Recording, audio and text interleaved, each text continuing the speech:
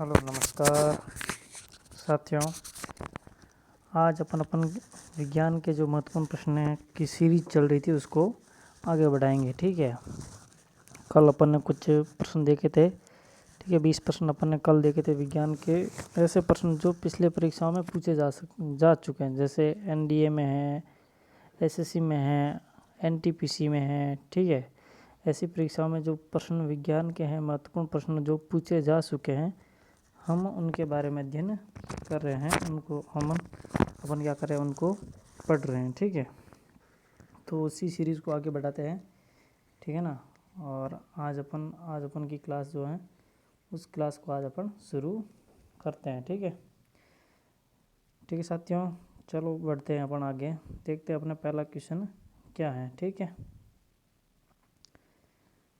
अपना पहला क्वेश्चन क्या है, देखो साथियों। अपना जो पहला क्वेश्चन है वो है डीएनए के 2 स्टैंड बंधे होते हैं। आपको पता है कि डीएनए जो होता है उसमें डबल स्टैंड पाया जाता है। ठीक है, डीएनए में 2 स्टैंड पाए जाते हैं और आरएनए में केवल सिंगल स्टैंड मतलब एक स्टैंड पाया जाता है। तो डीएनए के जो डबल स्टैंड है वो आपस में किस बॉन्ड द्वारा बंधे रहते हैं, किस बंध द्वारा आपस में जुड़े रहते हैं, ये आपको बताना है। आपके पास टाइम है 10 सेकंड का, आप इसको जल्दी से बताइए। ठीक है,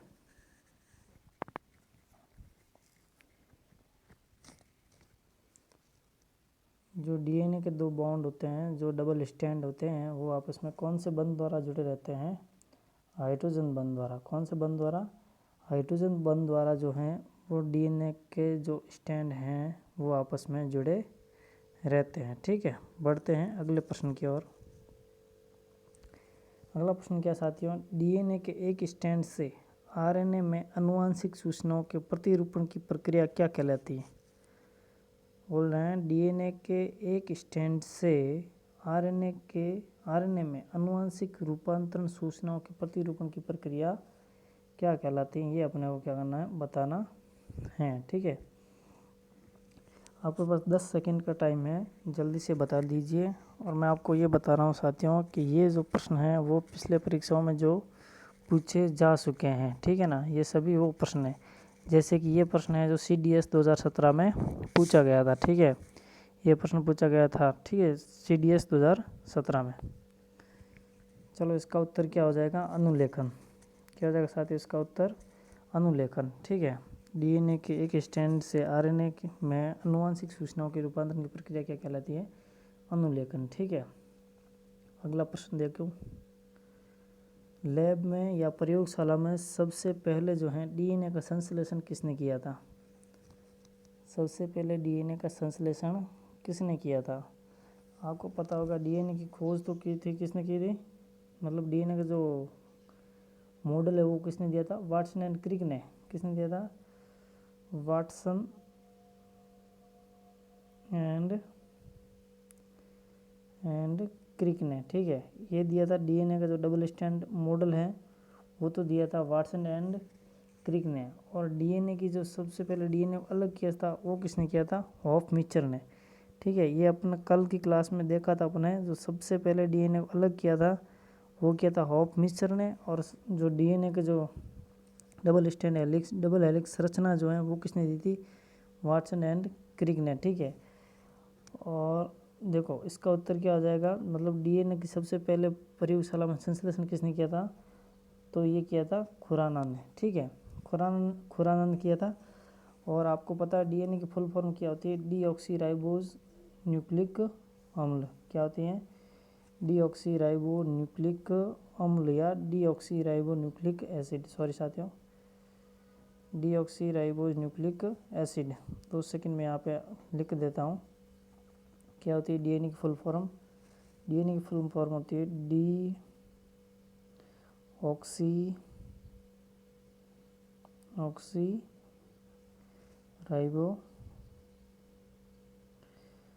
न्यूक्लिक एसिड। ठीक है, ये होती है डीएनए की फुल फॉर्म। और आरएनए की फुल फॉर्म क्या होती है? Ribo nucleic acid. ठीक है, ठीक है साथियों, आरएनए की फुल फॉर्म होती है राइबो न्यूक्लिक एसिड और डीएनए की होती है डीऑक्सी राइबो न्यूक्लिक एसिड। ठीक है, चलो बढ़ते हैं अपन अगले प्रश्न की ओर। अगला प्रश्न है डीएनए की अंगुली छाप का प्रयोग किसकी पहचान के लिए किया जाता है। अंगुली छाप का मतलब होता है फिंगर प्रिंटिंग।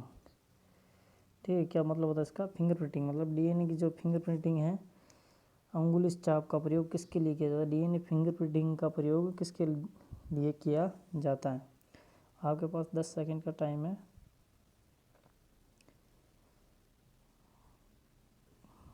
चलो साथियों, देखते हैं इसका उत्तर क्या होगा।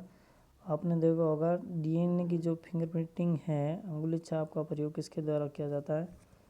देखो, माता पिता की पहचान के लिए भी किया जाता है, ये भी सही है।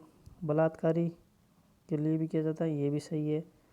और चोर पकड़ने के लिए भी किया जाता है, ये भी सही है। तो इसमें उत्तर क्या हो जाएगा अपना? उपयुक्त सभी। ठीक है, डीएनए फिंगर प्रिंटिंग में होता क्या है? देखो, जैसे अपने माता पिता कौन है, कहीं कहीं कभी कभी हॉस्पिटल में जो होते हैं बच्चे गुम जाते हैं ना, तो उनकी पहचान किससे की जाती है? इसी से तो की जाती है ना, मतलब डीएनए से। डीएनए की जांच करके उसका पता लगाया जाता है। बलात्कारी का भी पता लगाया जाता है डीएनए की जांच करके। ठीक है, और आपको पता चोर का पता कैसे लग जाता है? जैसे किसी वस्तु को पकड़ता है तो उसके ऊपर फिंगरप्रिंट नहीं आ जाते? देखा होगा आपने मूवीज़ में, तो फिंगरप्रिंट आते हैं, उसी वही होती हैं अंगुली छाप, मतलब उसे फिंगर प्रिंटिंग कहते हैं। ठीक है, डीएनए फिंगर प्रिंटिंग का पता, डीएनए फिंगर प्रिंटिंग यही होती है। ठीक है, इसका उत्तर क्या हो जाएगा? उपयुक्त सभी। जीव कोशिकाओं में आनुवंशिक लक्षणों के नियंत्रण में निम्नलिखित में से कौन उत्तरदायी है? जो जीव कोशिकाओं में आनुवंशिक लक्षण है ना, आनुवंशिक लक्षण किसके द्वारा जाते हैं, उस आनुवंशिक लक्षणों को प्रदर्शन कौन करता है, इसके लिए सभी के लिए कौन जिम्मेदार होता है? कौन सी चीज़ें जो इन सभी के लिए जिम्मेदार होती है? ठीक है, 10 सेकंड का टाइम है आपके पास। जैसे कभी कभी देखो, इंसान की संतान इंसान ही होती है, बंदर की संतान बंदर ही होती है। ठीक है, जैसे गाय की संतान, ठीक है, वो गाय की जैसी तो दिखती है ना।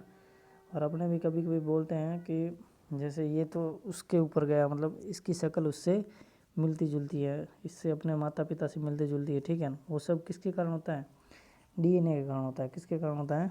डीएनए के कारण। ठीक है, मैंने आपको कल बताया था, कल वाली वीडियो में बताया था कि जो कोशिका है, कोशिका में क्या पाया जाता है? केंद्रक पाया जाता है। केंद्रक में पाए जाते हैं गुणसूत्र।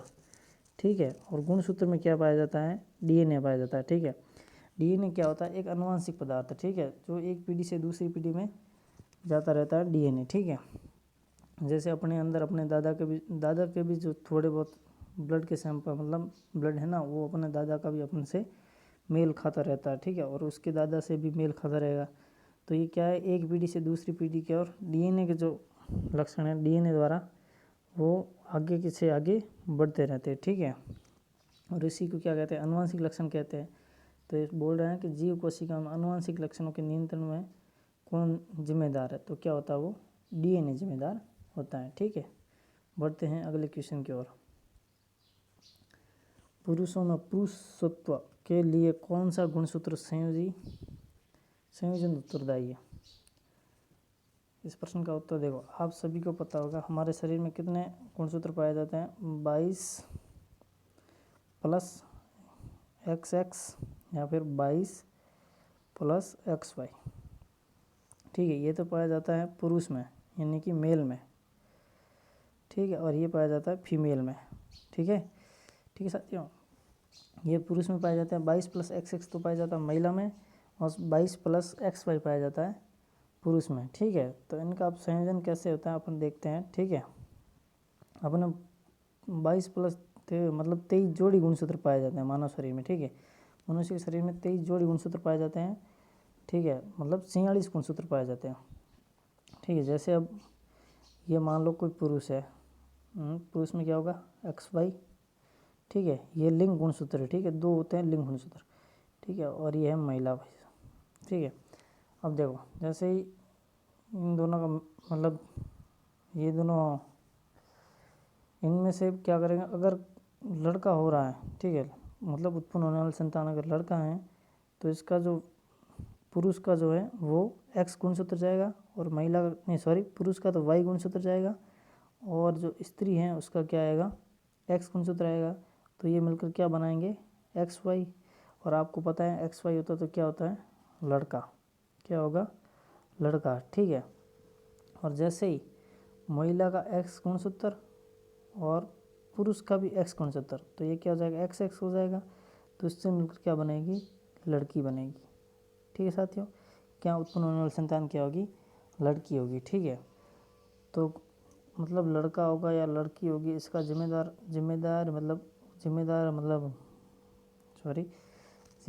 कि ये किसके ऊपर डिपेंड करता है, मतलब किसके ऊपर आधारित है, पुरुष के ऊपर। ठीक है, तो इसका प्रश्न में क्या बोल रहा है ये कि पुरुषत्व के लिए कौन सा गुणसूत्र संयोजन उत्तरदायी है, मतलब पुरुष में कौन से गुणसूत्र पाए जाते हैं, ये बोल रहा है। तो इसका उत्तर क्या हो जाएगा, एक्स वाई। ठीक, ये क्या होता है, पुरुष का गुणसूत्र है।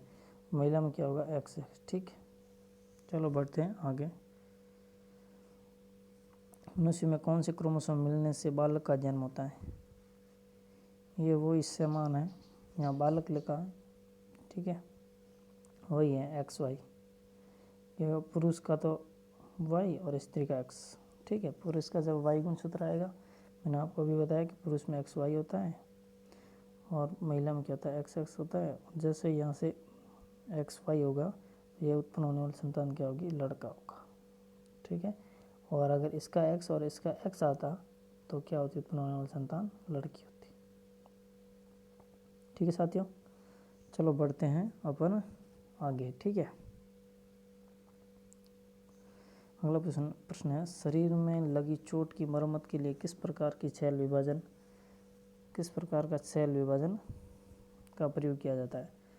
आपको मैंने कल बताया था कि हमारे शरीर में जो कहीं चोट लग जाती है तो वहाँ पे क्या बन जाता है, रक्त का थक्का बन जाता है। ठीक है, और रक्त का थक्का बनता है। ठीक है, इसके लिए कौन सा विटामिन की ज़रूरत होती है, विटामिन के की ज़रूरत होती है। ठीक है, और हमारे शरीर में ऐसी कौन सी प्रोटीन है जो रक्त का थक्का नहीं बनने देती, तो वो है हिस्टोन प्रोटीन। ठीक है, जो हमारे शरीर के अंदर रक्त का थक्का नहीं बनने देती, जब कहीं चोट लगती है तो वो हिस्टोन प्रोटीन क्या हो जाती है, डीएक्टिवेट करना पड़ता है, वो डीएक्टिवेट हो जाती है, जिससे वहाँ पर क्या बन जाता है, रक्त का थक्का बन जाता है। ठीक है, तो ये बोल रहा है कि शरीर में लगी चोट की मरम्मत के लिए किस प्रकार की सेल विभाजन, मतलब वहाँ पे कौन सा विभाजन होगा, कौन सा कोशिका विभाजन होगा। ठीक है, अपने को ये बताना है।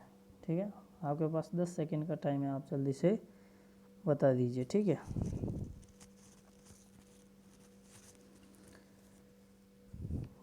चलो साथियों, इसका उत्तर क्या हो जाएगा, जहाँ पे चोट लगती है वहाँ पे कौन सा कोशिका विभाजन होगा, केवल और केवल समसूत्री विभाजन होगा। ठीक है, बढ़ते हैं आगे। गुणसूत्रों की आकृति विज्ञान का अच्छी तरह से अध्ययन किस अवस्था में किया जाता है।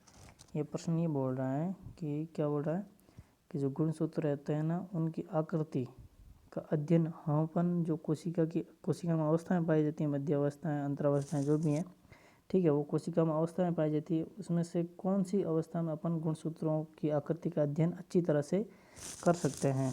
ठीक है, अपने को वो अवस्था बतानी है। ठीक है ना, तो कौन सी अवस्था होगी ये अपने को बताना है। आपके पास 10 सेकंड का टाइम है, जल्दी से इसका उत्तर दे दीजिए।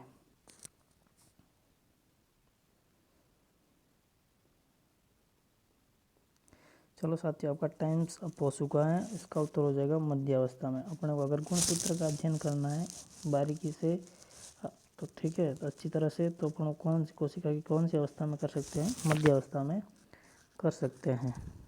आगे देखो, निम्नलिखित में से विषाणु की विशेषता नहीं है, मतलब विषाणु में कौन सी विशेषता नहीं पाई जाती, ये आपको बताना है। ठीक है, चलो, विषाणु में या तो डीएनए होगा या आरएनए होगा, दोनों में से एक जो है वो विषाणु में मौजूद रहता है। ठीक है, या तो आरएनए होगा या फिर क्या होगा, डीएनए होगा। दोनों नहीं होंगे, साथ में दोनों नहीं होंगे। जैसे मानव में डीएनए और आरएनए दोनों पाया जाता है, लेकिन विषाणु में या तो आरएनए होगा या फिर डीएनए होगा। ठीक है, परपोषी कोशिका के भीतर प्रजनन।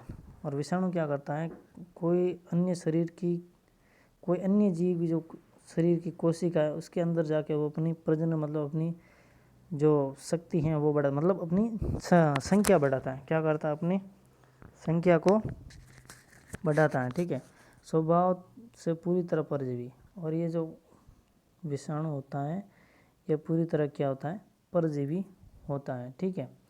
कोशिका भित्ति की मौजूदगी, ये आपका उत्तर हो जाएगा। क्या बोला, निम्नलिखित में से विषाणु की विशेषता नहीं है कोशिका भित्ति की मौजूदगी, मतलब विषाणु में कोशिका भित्ति नहीं पाई जाती। विषाणु में क्या नहीं पाई जाती, कोशिका भित्ति नहीं पाई जाती। तो कोशिका भित्ति किस में पाई जाती है, आपको पता होगा। कोशिका भित्ति जो है पेड़ पौधों में पाई जाती है। ठीक है। मानव में भी कोशिका भित्ति नहीं पाई जाती, ध्यान रखना ये बात। ठीक है। जंतुओं में कोशिका भित्ति नहीं पाई जाती, सिर्फ और सिर्फ कोशिका भित्ति किस में पाई जाती है, पेड़ पौधों में पाई जाती है। और पेड़ पौधों में क्या होती है, कौन किसकी बनी होती है कोशिका भित्ति, सेल्यूलोज की बनी होती है। किसकी बनी होती है, सेल्यूलोज की जो है ये कोशिका भित्ति बनी होती है। ठीक है साथियों, चलो बढ़ते हैं अगले क्वेश्चन की ओर। विषाणु में होता है, आपको बताना है विषाणु में क्या होता है। मैंने अभी थोड़ी देर पहले बताया है। ठीक है। विषाणु में क्या होता है, तो मैंने आपको बताया था कि विषाणु में या तो आरएनए होगा या तो डीएनए होगा। तो इसमें अपने को प्रश्न दिया केवल आरएनए और केवल डीएनए दोनों दे दिया ना, तो अपन इसमें से अब क्या लगाएंगे। तो इन दोनों को साथ में तो लगा नहीं सकते कि दोनों साथ में, डीएनए और आरएनए साथ में होते नहीं है। और अपन एक के बारे में भी श्योर नहीं है कि कौन सा होगा। तो इसके अपन उत्तर क्या देंगे, या तो डीएनए होगा या तो क्या होगा, डीएनए होगा विषाणु में। ठीक है। या फिर क्या होगा, आरएनए। ठीक है। मैंने आपको डीएनए की फुल फॉर्म बता दी, डीऑक्सी राइबो न्यूक्लिक अम्ल, और इसकी क्या हो जाएगी, राइबो न्यूक्लिक अम्ल। ठीक है। बढ़ते हैं आगे। विषाणु संक्रमित कर सकते हैं। प्रश्न क्या है अपना है, प्रश्न है विषाणु किस किस को संक्रमित कर सकते हैं या करते हैं। आपके पास 10 सेकेंड का टाइम है, जल्दी से इस प्रश्न का उत्तर दीजिए। साथियों, अगर आपको वीडियो पसंद आ रहा है तो लाइक करना और चैनल को सब्सक्राइब ज़रूर करना। मैं आपको सिर्फ वो प्रश्न करवा रहा हूँ जो पिछले पेपर और अन्य परीक्षाओं में आ चुके हैं। ठीक है। ये क्या विषाणु संक्रमित कर सकते हैं, इस प्रश्न का आपको उत्तर देना है। ठीक है। विषाणु किन किन चीज़ों को संक्रमित कर सकते हैं। ठीक है। ये प्रश्न आपका यूपीएससी 2016 में पूछा गया था। ठीक है। तो इसका उत्तर क्या हो जाएगा, सभी को। पादपों को विषाणु संक्रमित करते हैं, कवकों को भी कर सकते हैं, जंतुओं को भी कर सकते हैं। तो आपका उत्तर क्या हो जाएगा, जीवाणु को भी विषाणु संक्रमित कर सकते हैं। ठीक है। और मानव को तो आपको पता है, जंतुओं को भी तो कर सकते हैं। तो सभी को विषाणु जो है संक्रमित कर सकते हैं। अगला प्रश्न देखो, निम्नलिखित में से सर्वप्रथम किस वायरस की खोज हुई थी। ये इम्पोर्टेंट प्रश्न है साथियों।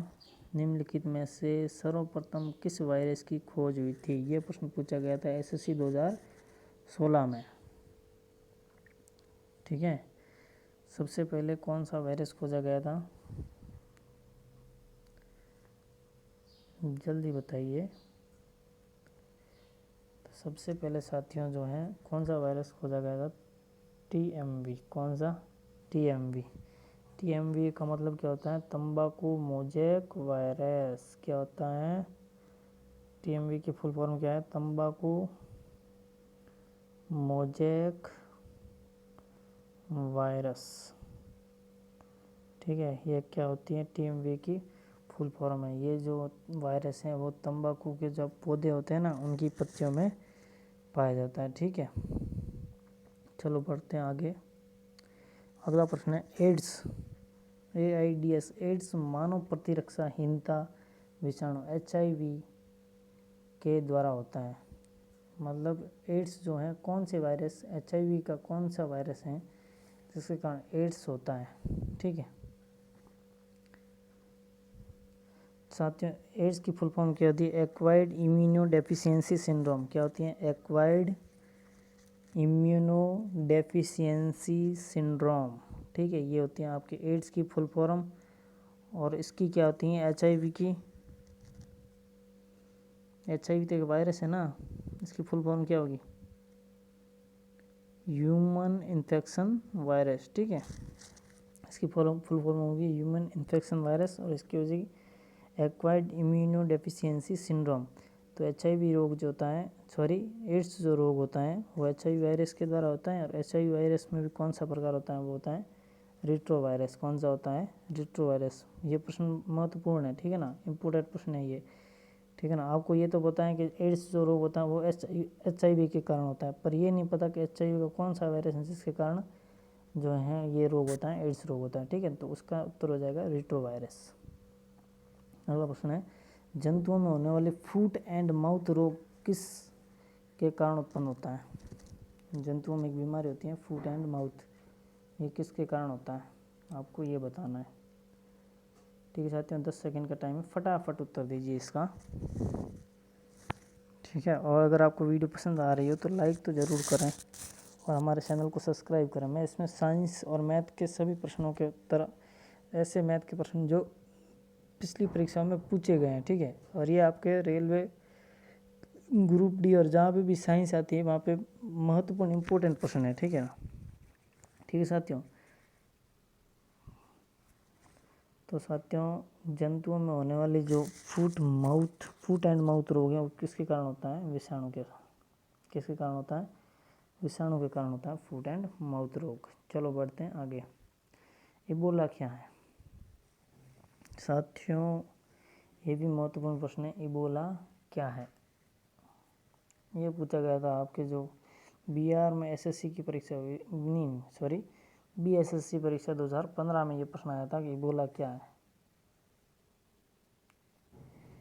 साथियों, इबोला एक किसका प्रकार है, वायरस का प्रकार, ठीक है।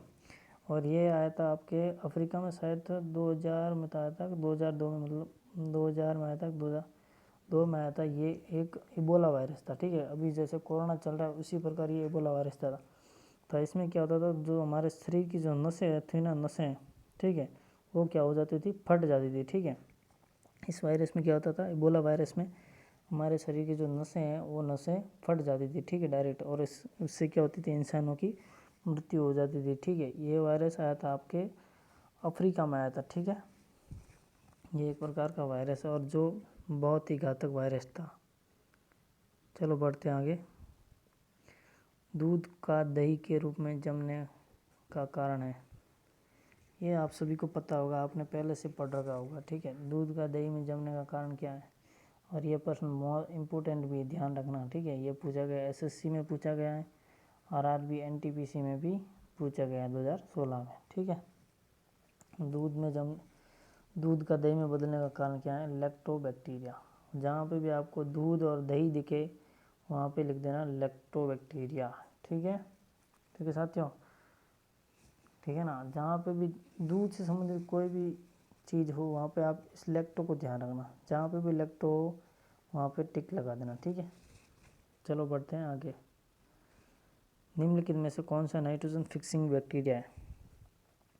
नाइट्रोजन फिक्सिंग का मतलब जो नाइट्रोजन का स्थिरीकरण करता है, कौन सा ऐसा बैक्टीरिया है, ठीक है। इसके बारे में आपको बताना है, फटाफट से उत्तर दीजिए।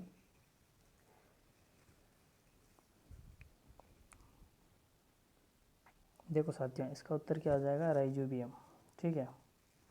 नाइट्रोजन स्थिरीकरण का काम कौन करता है, आपको पता होगा, राइजोबियम। राइजोबियम कहाँ पाया जाता है, जो फलीदार पौधे होते हैं ना, फलीदार पौधे, फलीदार जैसे दाल, मटर, मूंग, जो जहाँ पे लगती है ना वो फलीदार पौधे, उनकी जड़ों में कुछ गांठें पाई जाती हैं, उनके अंदर पाया जाता है ये राइजोबियम जीवाणु, ठीक है। और ये काम क्या करता है, वातावरण से नाइट्रोजन को लेता है और इसको किस में बदलता है, नाइट्रेट में बदलता है। क्योंकि आपको पता होगा जो पौधे हैं वो नाइट्रोजन को डायरेक्ट ग्रहण नहीं कर सकते, तो उसको क्या नाइट्रेट के रूप में बदलता है ये राइजोबियम, और फिर वो पौधे इसको ग्रहण करते हैं, ठीक है।